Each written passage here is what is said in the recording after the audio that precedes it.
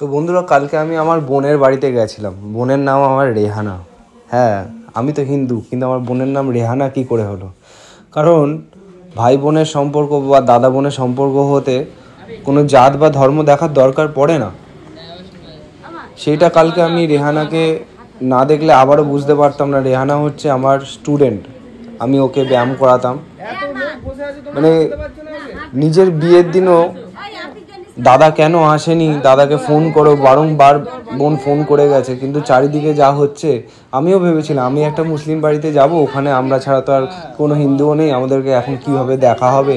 কিন্তু ও আমার সেই ধারণাটা পুরোপুরি ভুল প্রমাণ করে দিয়ে এবং ওর পুরো ফ্যামিলি আমাদের মানে আমাকে আর আমার ওয়াইফকে এত ভালোবাসা, এত সম্মান দিয়েছে, মানে সেটা হয়তো আমি কোনো নিজের আত্মীয়ের বাড়িতে গেলেও হয়তো পেতাম না। তো আমি এই ভিডিওর মাধ্যমে সবাইকে একটাই বার্তা দিতে চাই বন্ধুরা, যে দাঙ্গা কোনো মুসলিম করে না, দাঙ্গা কোনো হিন্দু করে না, দাঙ্গা করে একটা সম্প্রদায়ের মানুষ। একটা একটা মানে রাজনীতি চলছে চারিদিকে, তোমরা এইগুলোতে পা দিও না। তুমি হিন্দু হও মুসলিম হও কিছু যায় আসে না, দিনের শেষে তোমাকে কর্ম করেই খেতে হবে, দিনের শেষে তোমার পরিবারকে তোমাকেই দেখতে হবে।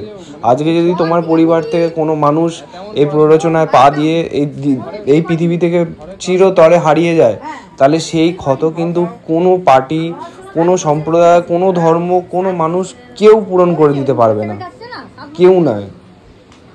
আমি রেহানাকে মানে একটাই কথা বলতে যাবো, বাবু খুব খুব খুব সুখে থাকিস। আমার নিজের হয়তো বোন নেই, কিন্তু তোকে না দেখলে আমি বুঝতে পারতাম না যে বোন না থেকেও, রক্তের সম্পর্ক না থেকেও বোন হওয়া যায়, ভালোবাসা যায়।